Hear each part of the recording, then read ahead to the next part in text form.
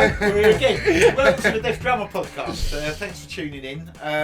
So yeah, this is our first one. We've got a great load of people lined up to come in and do podcasts with me, which I'm really, really looking forward to. Here is Josh, my right-hand man, producer extraordinaire, video man, sound guy. Basically, I just do the talking and Josh does the rest. The one with the hair.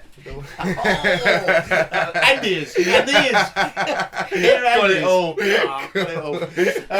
So yeah, I guess, the first thing for me, I should really start. Introduce yourself. My deafness, yeah. Really. Myself. So yeah, I'm Gavin, as most of people tuning in will know. I'm going to keep this podcast really just as myself as well. Yeah. So there's probably going to be some bad language somewhere along the line because it will just slip out. I apologise for that in advance. I'll try and keep it fairly clean. Fuck it, I know that ain't going to happen. I'll try and use fairly clean words and not some of the normal words. Try. I didn't say try. Yeah, I didn't say try. I didn't say I was going to achieve it, but there you go. So I'm Gavin. I'm obviously a drummer, babush. I also got some other business interests. I run an events company. I've got a music company and what else as well. But the Deaf Drummer Podcast is really, we're really doing this to start creating awareness on working with deaf people, really. I guess is the best way of putting it. Making more awareness of the difficulties that deaf people struggle on a day-to-day basis. At the same time, it's going to have some light-hearted piss-taking out of it. Mainly for a lot of my friends now, I've been deaf since I've been deaf all my life, but since my early 30s, I had to start wearing hearing aids, and a lot of my mates are the biggest piss takers in the world, so I really went through it. Now they're all in their 60s, mid-60s, older than myself. They're all starting to start wearing hearing aids, so this is my opportunity. This is the get back. Nearly 30 years to get this revenge, so I'm going to use the platform as much as I can to get revenge on them. But the real biggest thing about it is creating awareness, awareness around this disability. As much as I never like to call it a disability, it is a disability, I think for me, 2020 was a big change in things for me, which has made me more aware myself on other people's behaviours around me. People like Josh and my team, I've got a fantastic team that I work with. They all have to make allowances, they all have to adapt to working with me, which I really, really appreciate. But there's a lot of people that are just really ignorant to it as well, and that's got some funny stories to it. And that's going to come out here. It's going to really come out. There must be people really panicking now that weren't around me when we're going to be on this spot. But it does have challenges, and I appreciate it, and it does have challenges for people that work with me. But there's not a lot I can do about it. Like, I'm deaf. That's it. Yeah. I don't need to use sign language. I can communicate, but it's important that I have people that are clear. And I can read lips. I really rely reading on lips, or not just lips. It's kind of like the whole facial and body language thing is really, really important to me. So if I've got something on I just I'm bollocks as some of our stories will come out and show. So yeah, that's really what it's about. I think 2020 was a big year for me, or for any deaf person. It was a really, really hard year. Literally woke up one morning to walk out into the streets and shops and everywhere else to find everyone wearing masks or being behind an acrylic screen or both. It was not funny. It really wasn't. It was soul destroying. It really put me down a little bit. I mean, I just locked myself indoors anyway. I let Sharon go out and do all the shopping. I don't know, I'm going to do the shopping anyway. Any old excuse. That's a very good example. But we couldn't go out anyway, but even when we could go out, it just it was like an alien world, and asking people if they removed their mask to talk to me, well, they wouldn't do that because they were going to die then, wouldn't they? Because if they removed their mask, they were going to get COVID, they were going to die. It's as simple as that, supposedly. Another conversation. Yeah, but, not this podcast. Not this podcast. I'm not saying I'm against what happened to COVID, but there's obviously different views on it. But yeah, no one was taking their masks off. So for a deaf person, it was a real struggle. Really was. I think from that point, then I didn't have any choice. Where Sharon used to say to me beforehand, you need to tell people you're deaf, and I never used to, because then I would have had this expectation of them that they had to be aware of it, and I kind of got fed up with looking at relying on other people's expectations. Yeah. With 2020, I didn't have any choice in the matter. You know, it wasn't just a case of, look, I'm deaf, can you assist me? It was a case like, I'm deaf and I need unless you you to assist do me, that. or we're not having a conversation, or Yeah. I can't order this, or I can't buy that, or I can't do many other things that you have to do day to day communication and what else. So 2020 was a big opener for me, and I think my awareness has become stronger since then of how bad other people are. Yeah, there's a great saying that we had put on the back of my t-shirt, which was, the problem is not that the deaf can't hear, the problem is that the hearing don't listen. I love that. I've actually, despite the fact I can't remember it, I still read it. I absolutely love it. Right? I put it on the back of my t-shirt. It's already upset some people, I know. Not my fault. If the shoe fits. You know, I just think it summarises it up so much. You know, it really, really does. And it's not always, you know, I can't do anything about being deaf. I can't do anything about not being able to hear. It's what I am, you know. You can't have good looks and fucking great personality, big cock and ears, you know. 3 out of 4 ain't bad, is it? You know? I can't do anything about it. But what's the third? No, I got this one. I'm a drummer, mate. Says, hey, you, what are you talking about? Oh no, shut up. Let's get off of this. Let's get on some other stuff instead of this one. So yeah, I've got where I was now. No, well, You are. Well, you can think about it. Like 3 out of 4 is gone. No, you're saying about COVID and the hard times that happened in that. It is hard, but I think the thing about it is trying to create awareness that if you're working or living or dealing with a deaf person, yeah, you don't have to treat them like they're complete and utter dumb nuts. Because that's the other thing that happens when you say to people you're deaf, they suddenly start talking to you like you're dumb and all. Yeah. It really fucking annoys me when people do that. I go, sorry, I'm deaf. Yeah. What I said to you, what? Oh, Well, don't. I've got to speak to me like I'm dumb. My name's not Tommy. And the thing, well, the thing about deafness as well, and this is what a lot of people don't understand, it's not just all about volume. Right? Suddenly just talking louder doesn't make me be able to hear you any better. Right? There's tones. Certain people's tones I fit into better. You've got a good tone for me. Ian, our accounts director, fucking awful tone for me. And he sits in the car with me as well, and like, I just can't hear a bloody word he says half the time, to be honest with you. How have you managed to survive this long with each Well, other? Ian's had to adapt to it, to be fair. I mean, he sits on his desk and he's got 2 computer screens in front of him, which makes it even more fun, because I'm the other side of him. So he's actually learned to not do that. Or, you know, because I've known Ian really well and I've known him a long time now, I kind of can just turn around and go, what? Say whatever, you know what I mean? And then Ian makes the point of it, but he still forgets, you know. But there is a difference between people generally forgetting, right, and people being ignorant to it. You know, and that's the difference. People that are just generally forgot about. Dave, our keyboard player, every single gig, right, every gig, I'm not joking, I tell everyone when I'm putting my in-ears in, so I have to take my hearing aids out to put my in-ears in. So 5-minute call, we're backstage, I've got my in-ears in, can't hear nothing. Absolutely sweet FA, alright? Dave, bliss. Oh yeah, it is sometimes actually. Oh, there's benefits to being deaf. We'll go to that as well. But Dave will always come up and he'll start to talk to me. And what I've learned to do with Dave is because I just generally realise he's just that thick he's forgot. Right? Just that stupid. Dave. But he's generally forgot. You know. Yeah. But what I do with Dave is I just let him carry on talking. Yeah. And I'll sit there and I'll just go. I'll nod at him. And I'll let him carry on a bit, and then I'll go to him, and he goes, oh. And you see the frustration in his face as he walks away. And I do that to him every single time. And every show he does it. Right? I can laugh at that. Right? I find it funny. I've got my own way of responding to it where I let him blabble on for a little while, then remind him. And he kind of, you know, no one gets offended. You get your little one up there as well, didn't you? Like that? Oh, absolutely. But there's other people that are just really, really ignorant to it by their actions. And I guess that's what we're going to create the awareness of. And that's the whole point of the podcast. So it should be good fun. I'm really looking forward to it.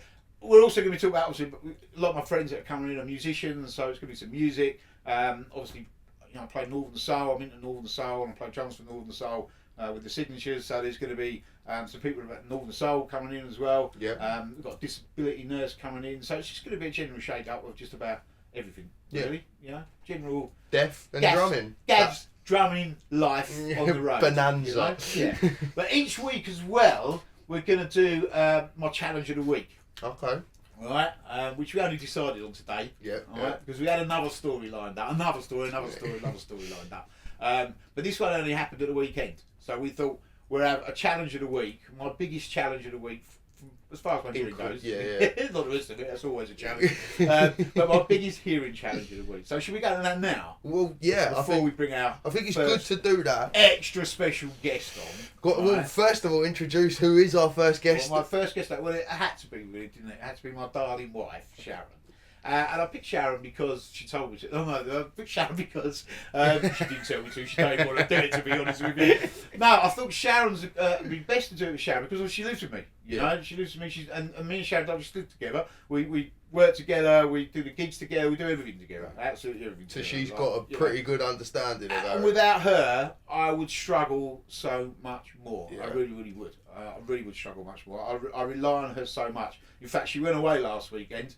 And it made me realise just how much more I do rely on her. And for my challenge of the week, actually, it's a good example of where, you know, I was turning around and fuck, where's Sharon? Like, you know, she would normally be there to sort of help in that sort of situation. So yeah, first guest is going to be Sharon. I'm looking forward to that, I think. She'll be here in a little bit. So, shall I get on to my challenge of the week? Challenge of the week. My first challenge this week. And this is quite a normal challenge. Gigging is a big challenge, you know. Sound engineers are the worst people in the world, but we've got some other stories for them, which we'll save for the other podcast. But my challenge of this week was Friday night, going to the gig. So we were playing in Colchester at the Mercury Theatre, fantastic venue. Great gig for anyone that came that's listening. Thank you very much. It was awesome, as always, when we play there. But so I've turned up. I always get there early before everyone else in the band.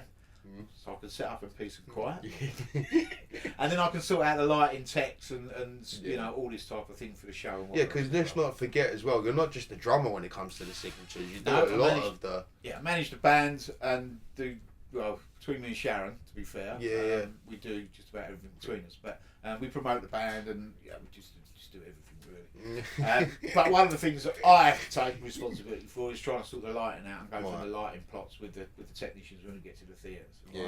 So I've got into the theatre. I've started setting my kit up, and I said, I need to see the lighting tech. Yeah, should be down in a moment. Okay, great, thanks very much. Carry on setting the little drum kit up. Lighting tech turns up, walks over, and she's got this mask on. We already know how this one's gonna go. She's got this mask on, and she walked out. I went,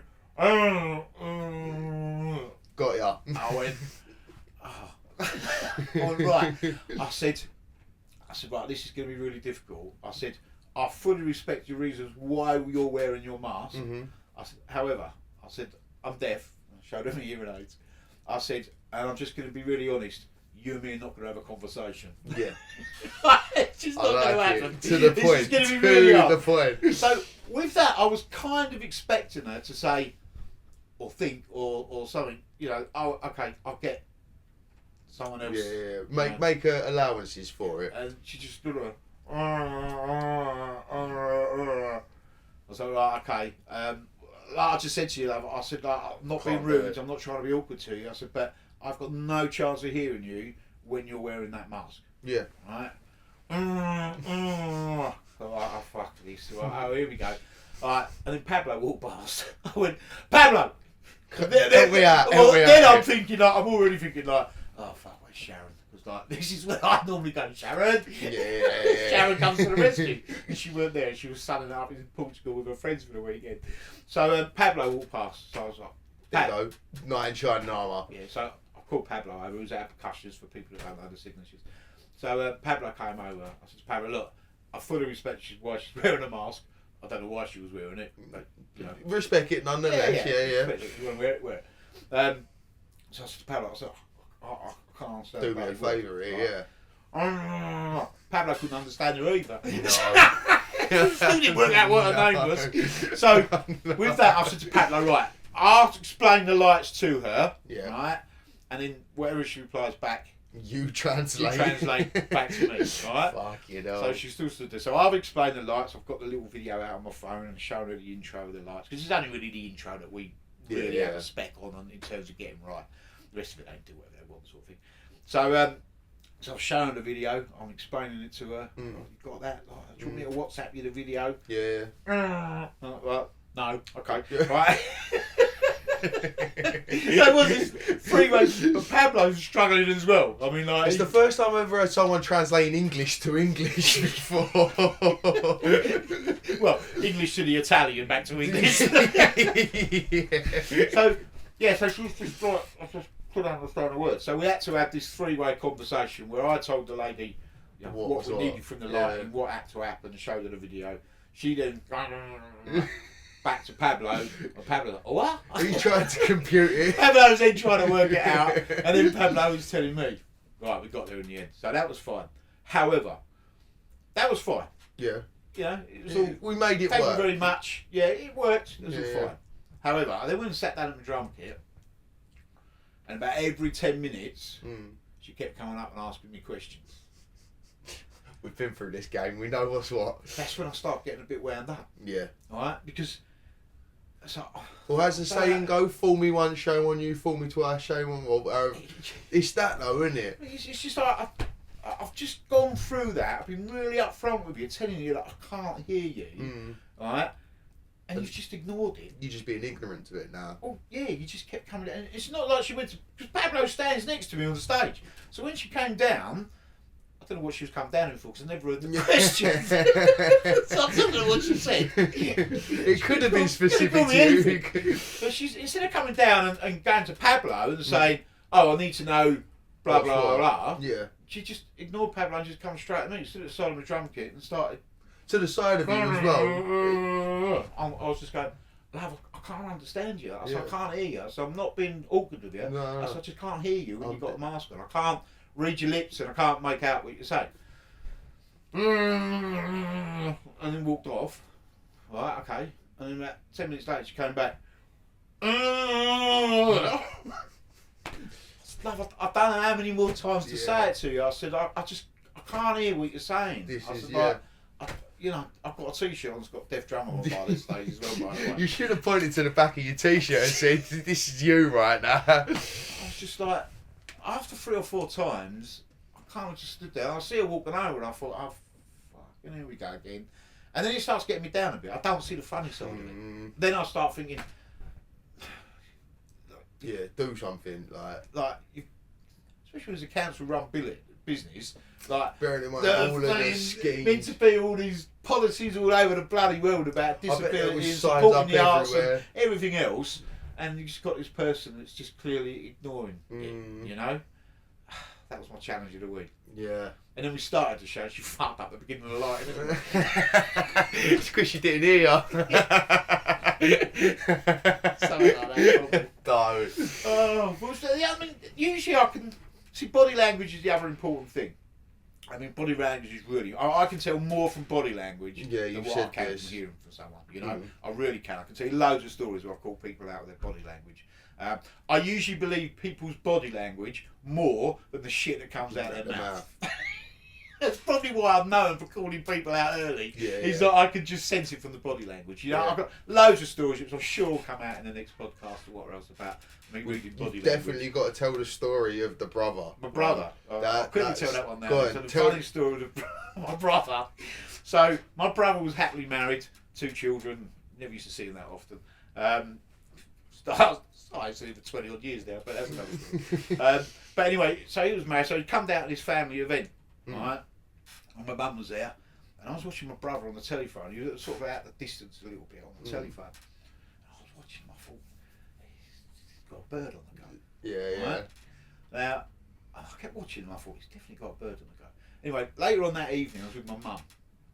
Now, because my brother used to live up north, so he'd buggered off back up north with his family. So I was around my mum, so I was sitting there, and me and my mum used to be able to talk about anything together, right? You know, just absolutely anything. And I remember I turned out to my mum. I said, "Mum," she went, "Yeah." I went, "Barry got some bird on the go." Right? And I remember her face double looking. She then looked the other way. She looked back. Done a spit like, take. Barry. Which probably meant if it was me or someone had been said about that, she'd have believed it straight away. At the time, she might have been right. But my brother Barry was just like, not, you know. Married with kids. Well, married, kids, has been, you know, for donkey's years and everything else, and, you know, that was it. So I remember her to have a look and she's going, "Whatever made you say that?" I went, and I just shut up. I went, "Oh, I don't know, we just got a hunch." Yeah. And then the next morning the phone rang. And my mum was on the other phone. She phoned me up and she went, "How did you know?" I went, "I don't know what." She went, "I've just had a phone call from your brother. He's left his wife and he's moving down to blah blah with some bird." Yeah, sussed it straight away. Hey, you need to go into like their police investigations thing, didn't ya? What was that show, Lila or whatever? Oh, but it is true though. You know, when you really get into body language and you analyse it, which I've done a lot of. I mean, I'm pretty good at reading from it because I have to. Yeah. But I guess in my early career, going into sales, a lot of sales is sort of body language orientated as well. A lot of stuff's going to come out of the mouth. So I really got into it at one point as well. So I read it really well because I have to get past, but I read it really well because I've kind of studied it a little bit as well. Yeah. But as I said before, and I'll say it again, the body language tells me more than the shit that comes out of people's mouths. Yeah. All the time. That body language wins. Always. All the time. It's my secret little weapon, you know. If I know someone's bullshitting me, I'm going to call them out on it pretty quick. If I get a hunch for it, I'm going to call them out on it pretty quick. That's why I always... because body language tells you everything. You can say whatever you want out of your mouth, Yeah. right? Whatever you believe, don't believe, or whatever, but your body's completely different. You know, it really is. It doesn't lie, you know, and that's what I love about it. That's why I only lie to you on the phone. Most people do. Everyone walks around me and they're like, I'm not giving him any body language. I know your games. Everyone sits in the office. Yes, I'm working really hard.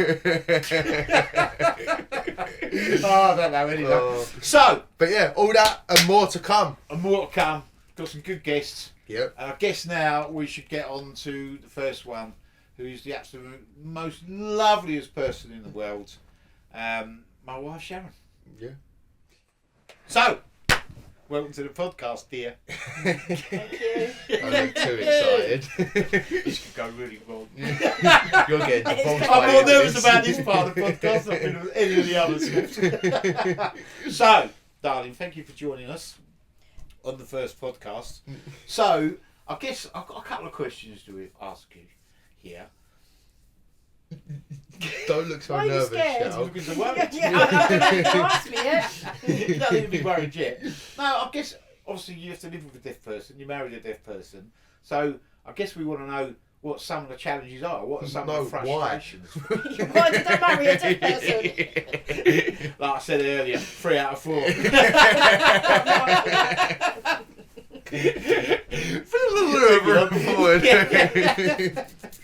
So yeah, I guess the best question is, what's it like living and being with a deaf person?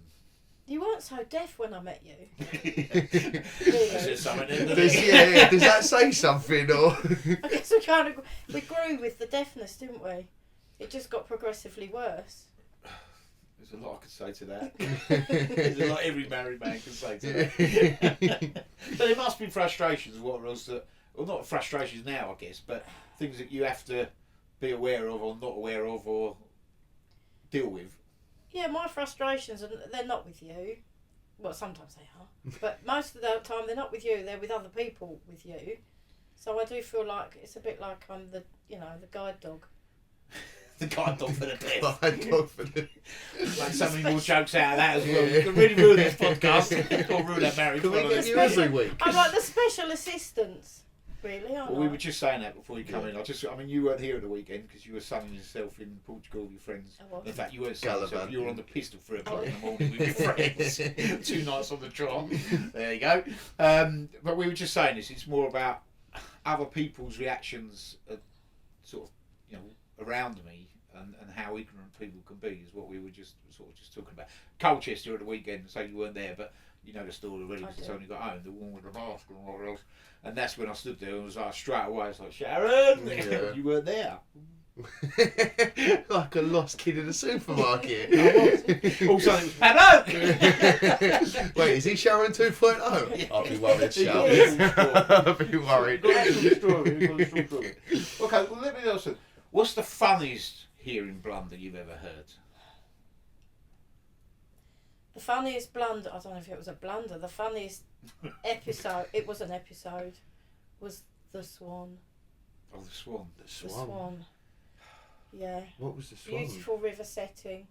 We didn't have the kayaks that we have now, and Gav wasn't as proficient then as he is now. Shall I tell the story? So, okay. So, we've got a thing about swans, actually. We do a lot of kayaking. We've got a camper van and we go kayaking an awful lot. Sea kayaking and river kayaking. So, yeah, this is going back quite a few years ago, wasn't it? I think we just started kayaking, really, because I had my old kayak, which I wasn't that stable. You didn't fit very well in it, did you? No, it didn't really. But we were down on the River Severn, was it? Shropshire one, yeah, it must be. So we were kayaking along. So as we were kayaking, this swan come out, the breeds, and he came out, and he had his head down and his wings up. He's in attack mode. He just came out, and I was like, he don't look very happy, does he? And he just kind of came out round the side of my kayak. Don't look. So I just carried on paddling gently, and he kind of just disappeared round the back.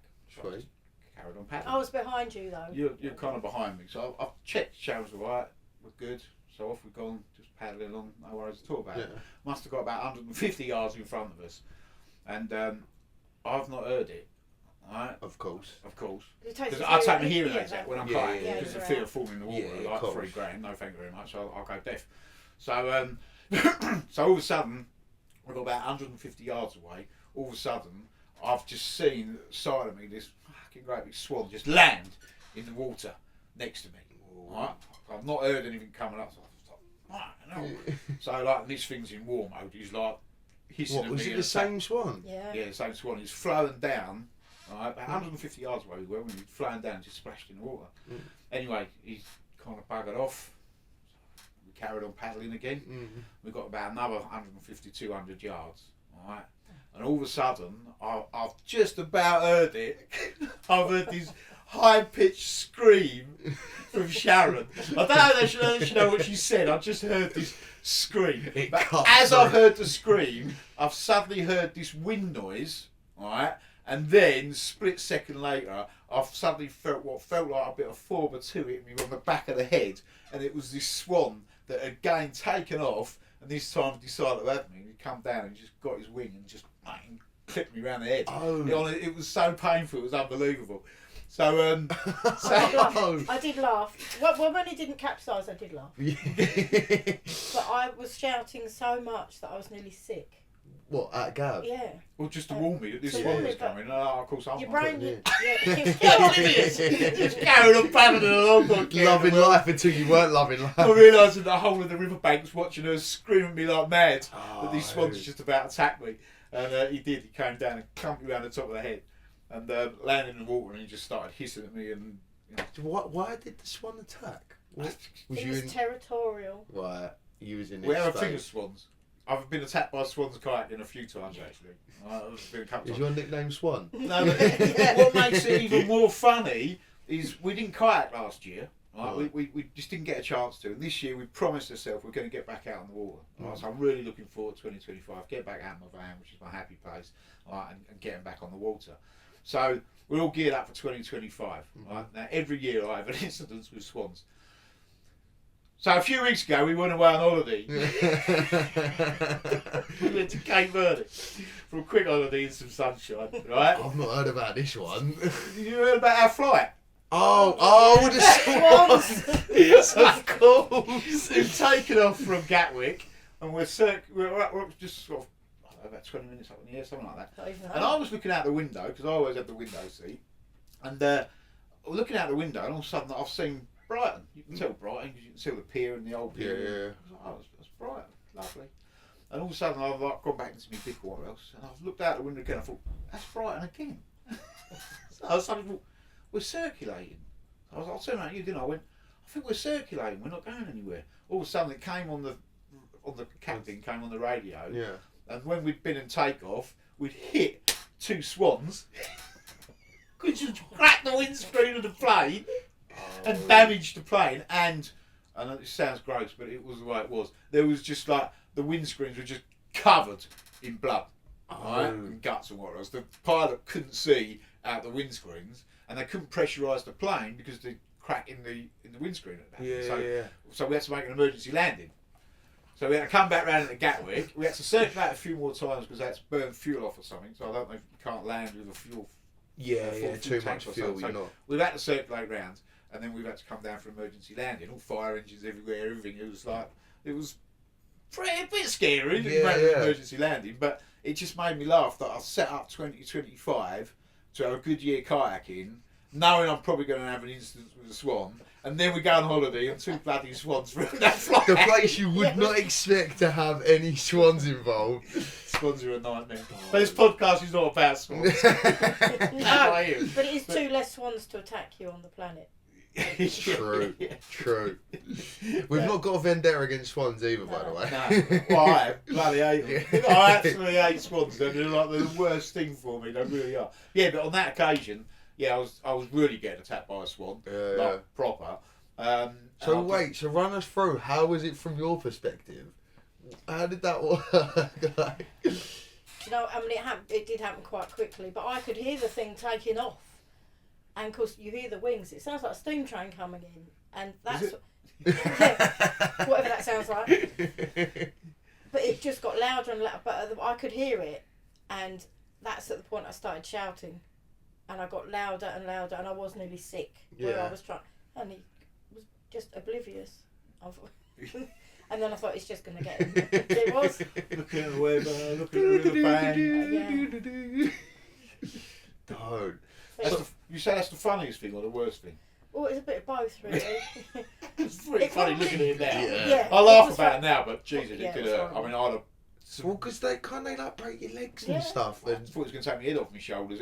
Honestly, it felt like someone had a lump of 4x2 and just whacked me around the top of the head. It's like having a sack of potatoes thrown at you. Really? It really. You've had many sacks of potatoes thrown at I you. used to work in the green groceries. Yeah. Oh, well, fair play. It really did hurt. It really did hurt, actually. So they are vicious, nasty things. But I had it in Chelmsford as well, didn't I? I had a encounter with a swan there. And this, I think that's just come from me. I came out of this little landing bit that we'd got in, didn't we? I came out. I was around where the canoe club is in Chelmsford. And as I came out, miles away, I saw this swan, right? And he saw me. And straight away, it was, it was quite a way away. Yeah. All of a sudden, I see it going to its defence mode. And I thought, I've seen this before. And then he, across the water, he just like, across the water, just heading for me. I was like, this ain't going to look good. This Actually, at this point, I hadn't put my kayak back in the water, and I was watching that. I thought, I'm not going in just yet. I'll wait till Gav's finished. Well, I'm then paddling like that. Yeah. I've seen, because I just know what they're like. I've seen up on the right hand side, I could see like this jetty thing. I thought, I need to get there and I need to get out before he gets from there to here. Yeah. And I was literally like, I'm paddling like mad as these things coming across the water for me, neck down. And I literally jumped out of the kayak as he reached the kayak, and then he just sat around for about 15 Just minutes. in its spot. You're not getting in. Yeah, no, he was just like in defence mode and just looking Walking like, the canoe down I'm the going to side. have you, mate. I'm going to have you. So I just sat there. I was smoking then, so I think I just rolled a fag and just sat there and had a fag watching this swan until he got fed up and disappeared off up the river. But yeah. So what about, getting back to the hearing, what about, you mentioned frustrations with other people. Yeah, I do get frustrated because I just feel like and it's awful because I feel like I'm always talking on your behalf because people speak to you and I know you haven't heard them. So I end up talking on your behalf and either they think you're stupid. They don't think, oh, maybe he's deaf. But as you say, you shouldn't have to wear a T-shirt to prove something, but actually you do. Because, apart from wearing a big sign around your neck, and even when you do... Or do a podcast or something to make people realise, But that frustrates me terribly. The whole... I've been in hospitals with you and, the doctors just don't seem to have any form of understanding at all. And I hate to say this because I don't like to knock the NHS. And there's some amazing people working in it. And 2020, I had a massive heart attack, cardiac arrest. And if it wasn't for the people in the NHS, I wouldn't be here. So I don't like to knock them. However, doctors are the worst people I find when it comes to hearing. I mean, I went to the doctors last week, didn't I? Yep. And you knew I was going to come back in and start moaning about them. Like, absolutely the worst people. That surprises me, though. It surprises me, but you know what? One of the reasons I didn't wear hearing aids when I was younger was one, because I wouldn't accept having the big hearing aids behind me. Is pure vanity. You know, there's no way they were going to ruin my good looks and people were going to take the piss out of me like they did some of the other kids in our school. You know, but it was pure vanity. So I waited until I could get the in-ear. But even going through the NHS system when you're a youngster doing all your hearing tests and whatever else, I always used to come away not upset by the process, the fact that I was accepting that I was deaf and I failed my hearing test. It was more the doctor's attitudes towards it, like, really used to upset me. Yeah, even as a kid. Now, whether that's carried on, so I automatically just think they're going to be bad or not. But I went to the doctor's last week and it's got it on my screen. I can see it. Right, it says patient is deaf. And the doctors always talk to the screen, you know. And the actually, it was when we come back from our holiday, whenever we come back from a holiday abroad, because of me in the swimming pool and taking my ears in and out and what else, I always end up with bloody ear infection. So I went to the doctors, and I've taken my hearing aid out my ear for the doctor to have a look inside my ear. And then, because she was talking to the screen and she was mumbling and what else, I put my hearing aid back in. And she went, "You need to leave that out." Well, it's not so easy. I mean, it's easy when people are paying a bit more attention and being a bit more aware about it. But when you're talking to the screen, you're not looking at me and I think to put the fucking thing back in so I can actually hear what you're going to say to me next. I find doctors the worst people, unfortunately. I think people in general, if you say, you know, Gav's deaf and he wears hearing aids but he still needs to lip read, people think because you're wearing hearing aids, you suddenly have perfect hearing. They're aids. They don't suddenly make you 100% hearing. They just help you a bit because you still rely on lip reading. Including the name. Yeah, they're aids. You're not cured. You're not cured of your deafness. It's like you've got glasses. It's assisting you to be able to see where you need to be, not something you're not. You know. But how do you then maneuver that scenario? Like, do you almost have to become like a mother, or how does that dynamic work when it's your husband as well? Like, because you want to help me anyway, so it kind of works. Yeah, but you love it, don't you? I'm a mother everyone, Josh, you know that. I mean, well, that's true, yeah. Love you, Sharon. But I mean, the thing is, it's just, from the first time I met, Gav wasn't wearing hearing aids the first time I met you. I had been wearing them. And then I'd gone from a divorce and I couldn't fucking afford to buy them. For the case, so I went back to not wearing them for a while, which is when we first met. But I think I was just in the process of getting them. You were in the process. So I remember when you first got them, and you said that you put your hearing aids in, and when you went for a wee, you found you could actually hear yourself. Well, that's one of the funniest things which ever. you thought was really funny. When you went for a wee? Yeah, well, it's what, the echo of the toilet? No, the water on water, because it's not sound that I'm not used to hearing, you know. It doesn't hear that. And I always remember when I got my hearing aids and I first started wearing it, going for a piss was the funniest thing in the world. It used to make me laugh. Every time we went in the loo, he'd start laughing. Because it was just that, what it used to make me laugh about it was how loud it was. Like, I'd suddenly hear water on water and I'd go, it just made me really laugh. It's just weird things like that that you take for granted. It's like when we go kayaking, actually. I got in a kayak, obviously I've been for a year, so it must be about 18 months ago. Jumped in a kayak, started paddling off. And as I was paddling off, I thought, the sound of the water's so nice, isn't it? Oh shit, I've still got my ears in. I could actually hear and I was like, Sharon! She said to pull up the side of me, so I'd take my ears out so she could put me in the little case that I've got. Look after it, I'd left them in. And all of a sudden it was hearing that sound of water with my paddle in the water. And you're thinking, it was really nice. It was really nice sound to hear, but I'm not used to hearing it, you know? So yeah, it suddenly made me realise I'd left the bloody hearing aids in. So we had to quickly make a manoeuvre to get them out. No. I mean, I've never actually fallen over in my kayak, to be fair, so maybe I'm over-fearing it, but there'll be the one time I've left them in, will be the time I take a roll or something, and it's just not worth $3,500 to deal not with when they're $3,500. If they was like a couple £100, you could take that risk. Exactly. Yeah. You can actually buy these waterproof ear protectors that are like what they're called, headphones. Similar. It's like an elastic waterproof. It's like a swimming hat for your ears. Oh wow! Like a shower cap for your ears. Like a shower cap for your ears. And I thought, there's no way he's going to wear those. Like I said earlier about vanity. Yes, it's right. He didn't want to wear the big earrings. Now you want me to wear two great big shower caps for my ears. Poor Bella would love that. Walk around looking like a Teletubby. He would. Alright, so going back to my hearing then. How many times have you taken advantage of it? Quite a lot. I have. But it's... I caught you out a couple of weeks ago. I remember walking off and I heard her say something. I was wondering. I didn't hear that. And I heard some sort of mumble. So I shouted down the stairs and I went, "What did you say?" She went, "Nothing." Well, you fucking said something. It won't for you to hear. I think because over the years I've learnt to drop the Yeah. tone of my voice because that's a tone that I know he can hear.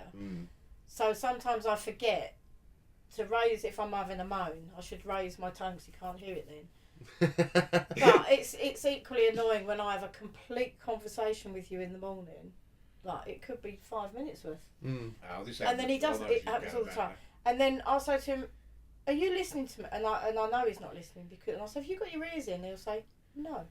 This happened. This is a short while ago. It happens. I was laying in I've bed heard this story. doing fuck all. She's running around the house 100 mile an hour like the wall, sorting this, sorting that, and I just like them do fuck all. She'll have a wank, she'll not have a wank. No. I'm laying in bed and she's come in and she's like you know, most women are. She's 100 miles an hour putting this away and she's talking to me and I thought she's telling me something. I've been giving an instruction or something.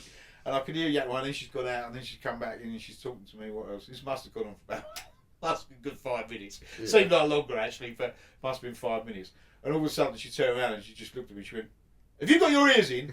I went, "No." No. She went, "Put them in." No. What was you asking me to do? Oh, probably lots of things. Just normal Just, ass stuff. Yeah. Which I would have forgotten anyway. So it Yeah. didn't make any difference. I didn't have my ears in. To be honest. That's the thing. You need the at the time of task. There is another thing called selective hearing. Yeah. I do tend to suffer from that a little bit as well. Yeah. Or use I've it to my noticed advantage. that. Go, "So I You know, didn't hear it's all that." very well Gav's, I need to be able to lip read, and people in the same sort of vicinity. Your latest thing that you've started, and you've only started doing it recently, is Ooh. I might be either upstairs or downstairs doing something, and Gav's in a different part of the house, and he'll ask me a question. Now, there's no way, if I answer from where I am, that he's going to hear me. So I then have to stop what I'm doing to find him, to give him the answer, rather than Gav come and find me in the first So you're place. just being But lazy and not wanting to walk. This is the latest It's still thing. not about hearing now. Yeah. So we bad You've got about selective us. hearing and selective walking. Yeah. Selective everything. How often have the kids taken advantage of it? Oh, quite a lot. Yeah. I bet. Yeah. Getting up into shenanigans when there was like teenagers and that. Yeah. Oh yeah, of course. Because It's not like the that, creeping it's in of a Look, night. when I was younger, my mum, because my mum was deaf as well. My mum was deaf, my nan was deaf. Right. My kids have failed their hearing test. You know, it is a hereditary type thing. Although they used to say it wasn't hereditary. We've had this out Okay. before, so Yeah. But there was something I read before. I think it might have been a doctor or something said, "Oh, it's not hereditary." And I thought, well, in fact, my grandmother was, my mum was, I am, my children are. It must be pretty hereditary. But I read something only a little while ago. Actually, it was actually saying about hereditary hearing loss and what I was saying. It is hereditary. But I can remember when I was a kid, and my mum got her hearing aids, but she didn't tell us. Right? And my mum had long hair, so she had the hearing aids on, and none of us knew. No. And we all come home from school, and we were all just being like normal. And I think someone said something to my mum, and then turned away. All right, because if you turned away, obviously we were back to her. So whatever you fucking want. Yeah. And well, I think it was one of my brothers said something really disrespectful, and all of a sudden my mum just turned around, Bang. and then let on that she now had hearing aids, and she just heard every word of us. I think she was more disappointed by our actual speaking in terms of the way that we were talking. Yeah. But I think my brother did make some comment about my mum, Oh. like he'd used his technique of turning around, walking away, and then made a comment, and Yeah. she heard it. She was sitting on that one. I bet she heard a few things I before know she the kids let have off. always done it. They've always worked out that they can turn around, walk in the opposite direction, and say whatever they want, and they won't hear it anyway. Body language tells me. So I said to him, I lied to him on the phone. Yeah. So yeah, like we were saying, run us through what you were just talking about. Well, I think we need to go back a bit to. I don't know if it's just my frustration. It's mine probably, and Gav's frustrations. He just doesn't talk about it as much. He'll talk about it to me, don't you? You do talk about it to me, but doesn't. To you about everything. Yeah, he does talk to me about everything. But I think I get frustrated on Gav's behalf, and I do get frustrated when I kind of think, right, okay, Gav should go off and deal with this situation, but I know he's struggling. Mm-hmm. But even if he says to somebody, "I'm deaf, I need to lip read," it's dealing with the mumblers of this world. None of us like a mumbler. But if you've got somebody who's either hard of hearing or deaf, a mumbler is an even worse person. I can't stand mumblers. And you ask them to speak up or speak clearly, and it just, I don't know how you do it. Raise awareness. That's the only way you can do it, is raise awareness. We were mentioning earlier on, we were saying, before you arrived on my show, dear, we were saying earlier on about how before 2020 you used to always tell people that I was deaf, and I never used to do it. And I used to say for that reason that I've then got an expectation, right, and people don't meet the expectations. It's really since 2020, which we know was just an awful year, right? It's really since then, I guess I've taken your advice and has stuff, but that's why we're saying, that's why we set the podcast up, because since doing it, I'm not getting as annoyed as what I would before. But pre-2020, I used to get bloody annoyed. That's why you used to say to me, you've got to tell them. I go, no, because then I get annoyed about it. I don't get annoyed with people now. I think for me heart attacks made me chill out more anyway. But I don't seem to get annoyed with people now. But now it's just made me so much more aware of how fucking unaware other people are. Right? That's really made me, like, all this life of being deaf, like 50 years of being deaf and not really saying anything about it or so much. In the last 4 years, right, it's really made me aware on how bad other people are and how people, how unaware. Well, it's sort of backing up the point that you was already making, in the sense of now that you are telling people, now you have got that expectation in your head. Now, but now I don't get annoyed if they've not met the expectation. Right, okay. Before I'd get annoyed about it. So when I went to the doctors the other day, a Colchester or whatever, all the daily challenges that you have. Now I don't tend to get annoyed by people not meeting those expectations, because I do. You still do. I get really annoyed. But I think it's also, I think in the past... You'll have a heart attack, you won't give a fuck after. In the past I used to say, we say, oh, Gav's hard of hearing. So there's a big difference between hard of hearing and deaf. But when you say to someone, Gav's deaf, because they generally think that deaf people will speak differently. And this is the problem, because Gav doesn't have that lilt from somebody who's never been able to hear. They think because all of his words are structured normally, like a normal hearing person. Within reason, yeah. There's some that I still pronounce. There are some, but that's only because you hear them differently. But as a general rule, your diction is perfect. And so people can't put the two and two together of you being deaf, because they think because you speak normally. Yeah, but deaf doesn't mean that you're completely No, deaf. but to be fair... But that's the ignorance of other people. That is the ignorance of other people. I mean, before meeting you, I didn't fully understand the realms of it. Like, I was ignorant to it before meeting you. It was only like actually knowing someone and having that conversation that I actually understood that that's a thing. So I met deaf people like back in the day when I was in primary school. There was a deaf person, but they spoke with all of the business going on. That was just blanket. That's what everyone that's deaf must be like until meeting you. And that's just it. And people they think he can't be that deaf because he speaks completely clearly. None of your diction. There's sometimes when you might say a word and I tell you how it should be said, but that's between you and I. But it's how you hear certain words that you will continue to say them like that. But generally, well, yeah, I mean, that was the biggest eye-opener for me when I went for. When I decided to give in and start wearing hearing aids, I went for a hearing test with Mandy, my ex-wife, and we sat in the room, did the normal test where you sit with the bleepers and do all the tones and whatever else. And then they done another test, which I've never done before. They sat me in the soundproof enclosure, and the hearing specialist was just repeating words, right? But they were really small words like that, there, cat, sat, all those sort of basic words. And I remember sitting there thinking, I remember coming out and the hearing specialist walked out of the room and so my ex-wife was there and I said to her, a bit basic, wasn't it? Stupid words. She went, yeah, but you got most of them wrong. Says it all. Like, you know what I mean? So, it does say it all really. But that's why they do these tests, isn't it, really? Because like, you couldn't self-diagnose these things. It's not all about volume. It's about tone, clarity is the biggest thing, you know? Sometimes I can hear people at the right volume, I just can't get the clarity from them, you know. So it's like that's really bad. Is that to do with like what we said about mumbling as well, like the shapes of the mouth and them not actually fully? Yeah.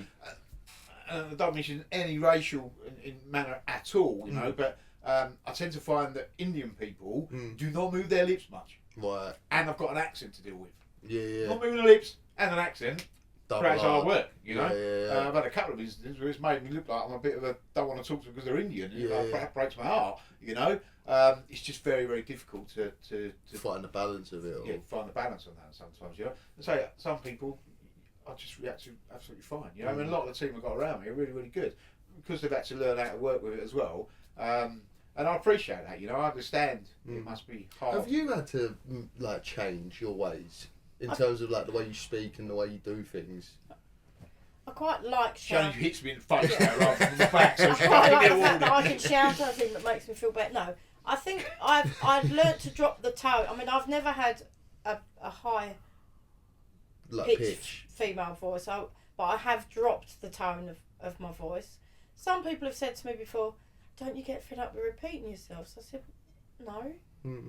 But why? It's like sometimes we're watching telly, aren't we? And if it's like a crucial part, and you'll go, "What did they say?" Next door neighbours can hear out to you. Yeah, they can. But it's just part of my life. I don't think anything of it really. Yeah, but even things like that, like lower the TV volume and like, did that get any? I do have to have Nurofen every now and again. I have to say. Did that get taken used to though? Yeah, I mean, I think before you got your hearing aids, do you remember, like the poor old telly volume was on about 74. Wow. Do you remember?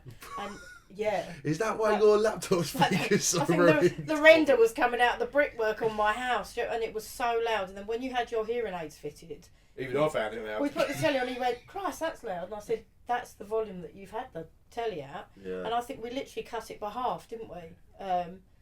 Which was nice for you, I bet. It was great for me. Yeah, the dog came back in, the cat came back in. But yeah, Do you get fed up with going around? Because I know you do this, and I appreciate you doing it, because I don't. And this goes back to pre-2020. I know you used to do even more then, but telling people that I'm doing. Because I know you do go around to people like behind my back and such and go, just to let you know, Gav's deaf. I do. The reason I do that is because you never used to. You do it more now, but I do tend to do it because I think it sometimes saves the embarrassment of other people. I think it's important that people should know. Then if they don't speak to you properly and in front of you, then like that's when I get the arse. So I give everyone the benefit of the doubt by telling them that you're deaf. You know, don't talk to behind or to the side.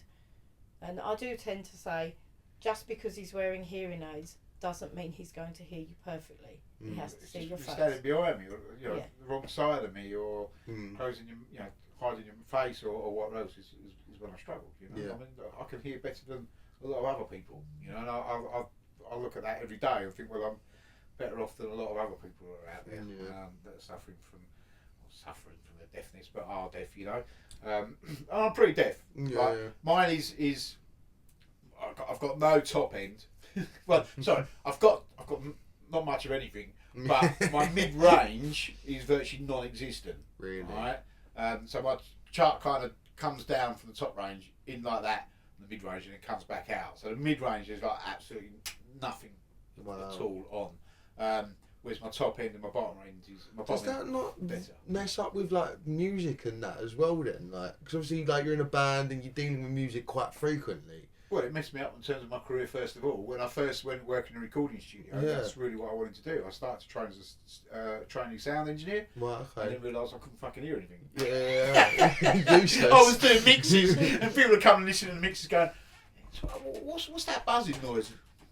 What buzzing noise? Yeah. It became very evident from that age that there's no way I was going to be able to be a studio engineer. Yeah. And then that's why, as much as I love having a recording studio, I love the atmosphere of a recording studio and what else, that's why I don't get involved in doing any of the mixing and recording. Be useless, There's really. just been no point, my ears are not good enough. So that kind of blocked a career path pretty early on. But that's why I like the band management, the booking side and everything else, because that's what I kind of then went into, because I knew I wasn't going to be able to do the sound side. I have just sort of something that does tickle me. When we're away in the camper van, because we have like the old gas stove, and it's like, Gav, put the kettle on, and obviously it's gas, and it's a whistling kettle, and I've gone off for a wander and what have you, and like, you know, when you're walking back, I think, oh my God, he can't hear the kettle, and the kettle is almost like boiled itself dry, whistling its head off, and he's sitting out there reading his book, because it's high pitched and you can't hear it, because obviously a gas kettle doesn't turn itself off, does it? So yeah, it that just keeps keeps always, on. and I just think about any other person that maybe camped in our vicinity, and I think, I'll turn that off, please. What happened yesterday? There was something funny happened yesterday. We were in the van, and you started laughing, and I'd replied to an answer. I'd replied to something, and it was completely different to what you'd asked or what you were talking It about. happens every day. Which happens quite often to me. It does happen quite often. I will say something, you'll go, you didn't say that, but I often know what I've said, but he obviously hasn't Not heard. all the No. time. But something did happen yesterday, but generally there is something every day that we tend to laugh at. Cheers for that. Yeah, I think it was isn't it? the Yeah. next door neighbour as well, when you'd been out in the van and come Oh, back that- with yeah, one of the okay. Yeah, paddles no, sticking no. up in the air. And Yeah. So I got Yeah, the next go door on. neighbour. Just a quick story, then we're going to finish this one because time's going to run another one. So another quick story of the challenges of the week. Yeah. So Sunday, I think it was, I was getting the camper van ready for us to get it ready for the summer, and went out and charged the battery up, and I was stood for a little drive down the road, came back, parked it up, no problems at all, walked from the camper van back to our house, which is sort of parked next to it, and as I walked back, the neighbour was there, right? So I hear him saying something, couldn't hear him, so I went, oh, can't hear you, mate. So I walked closer to the fence. These are new neighbours, they've only lived a week and a half, so I haven't told them I'm deaf yet. Okay. Right? So I walked closer, and he said it again, and I still didn't hear what he said. Right? And this happens a lot, so then what I do is I guess. Right. Right? I guess what he said. So I heard van, okay, and I was reading his body language, so I thought I was just asking about the van, because I've been charging it up or what else. So I said, yeah, just getting the van sorted for the summer. I said, we want to get out kayaking this year. So in fact, we're going out tomorrow. Blah, blah, blah. Oh, right, okay, thanks very much. Bye-bye, I went indoors. No problem. When I've come out about 15 minutes later, I've gone back up to the van. As I walked out my front door, I've shut the door. I've turned and I looked at the van. And when I've driven down the roads, what I hadn't realised is one of the wraps that are on top of the paddles on top of the roof rack had snapped. And there was a paddle upright on top of the van. Like 5 foot long paddle that wedged itself in the roof rack, luckily, so it hadn't taken off and was just sitting upright. Oh. Which I guess is what he was trying to tell me. Yeah, definitely. So he must have walked indoors and thought, I was just trying to tell the bloke next door that his paddles on top of his van. And he's just going, yeah, wicked. Just telling me how long he's looking forward to his kayaking this year. And that is it. Right. That is exactly what the life of Gav's like on a daily day. That is a good anecdote to wrap up episode 1, I think. Yeah, it is. Yeah. So, Alright, well. thank you very much for coming into the first podcast. Thank you for having me. Thank you very much, Josh, for your hard work on this one. Come on. Thank you very much for listening and tuning in. And yeah, See you next week. on to the next one. Well done everyone.